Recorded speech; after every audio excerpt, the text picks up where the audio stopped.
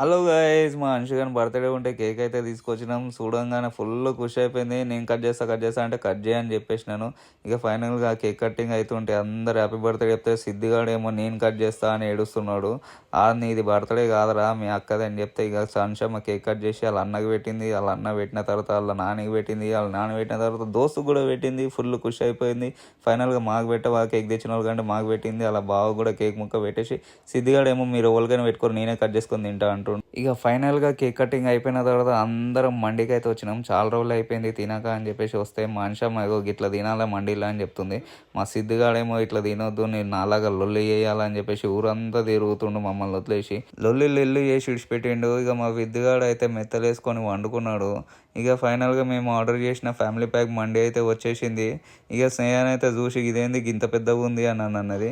ఎంత కావాలో అంత తిన అంటే సగం తినేసి ఇక సగం పార్సల్ పట్టుకొని వచ్చినాం.